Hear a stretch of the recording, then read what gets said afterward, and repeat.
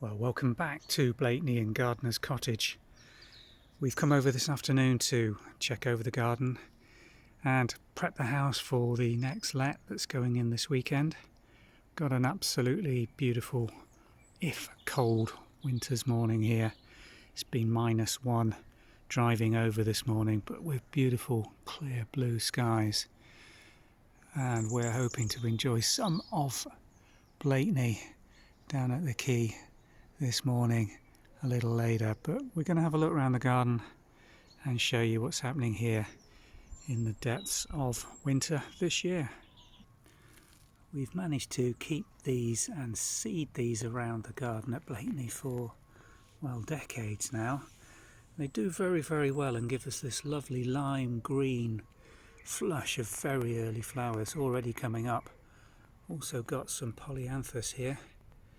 One almost coming into flower. Still very early for them, but just look at that. Little buds, the start of spring. Little bluebell shoot just behind it, and last of the cyclamen just disappearing underground. But these muscari shoots really growing away very nicely now, despite the cold weather. It's only January, but we've still got, look at this, first signs again of spring coming through. And celandines just to the side of them, these little shoots, these green things coming through, celandines, which are one of the first things to give us those lovely buttercup flowers in very early spring. Autumn flowering cyclamen. Just look at the bulbs starting to come through here as well. We filled this area with little pots of tete-a-tete or February gold daffodils last season. And here they come, under little blankets of cherry leaf in this area to the front of the cottage. Let's go and see what other signs of spring we can find, hopefully in the sunny rear garden. At this time of year, this garden still gets the sun, but the low arc really doesn't mean we get too much warmth, and a lot of this border is in shade for most of the time. This one's a little behind the front, but still got polyanthus coming up.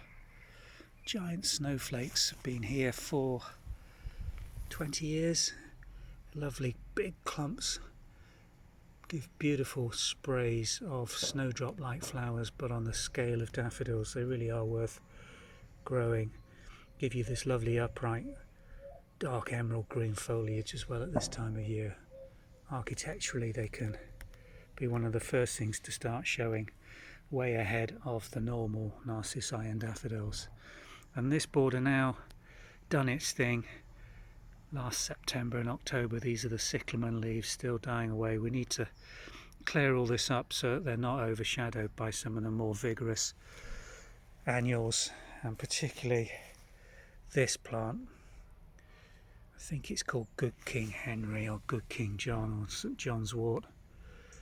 Forms very vigorous top growth, very much like a sort of celery leaf, but overshadows the cyclamen terribly. So we do need to cut that back or pull it out even better. Seeds everywhere though in this garden, and it's one of the features of the Norfolk coast. It does grow wild everywhere. The area on the back bank really needs a lot of tidying up this time of year. The palm tree's lovely in itself, but it does shed these palm fronds, and the leaves are so fibrous they take years to break down. An absolute nightmare if you get them wrapped round a rotational lawnmower, so we have to keep those clear off the grass as best we can. Not a lot happening on this back bank because this is the southern aspect of the garden, but really forms a north-facing shade wall really. More bulbs coming up though here. Some snowdrops there, I think, just starting to come through. No sign of bud on them yet. A few more at the base of the old chapel as well to come on. This evergreen is going to do its thing in the next couple of months.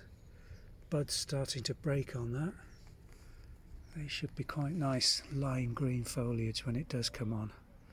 The house itself looking as it does in the depths of winter Garden's really mainly asleep still, apart from those signs of spring that we've managed to show you.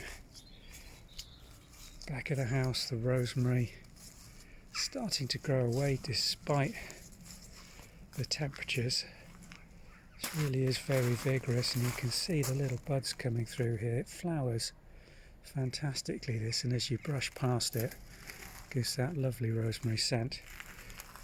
Fig tree, dormant at this time of year.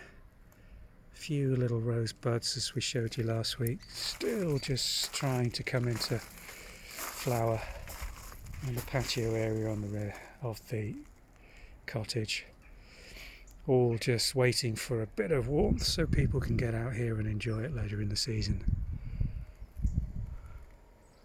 Loads of planes off to Europe, hugging the North Norfolk coast as they pass down the east coast of England. So, Gardener's Cottage, we've got some work to do inside and a lot of gardening to do outside, which we're going to crack on with today. And we'll keep you updated throughout the season to show you the progression of spring as it occurs here in Norfolk. Thanks for watching.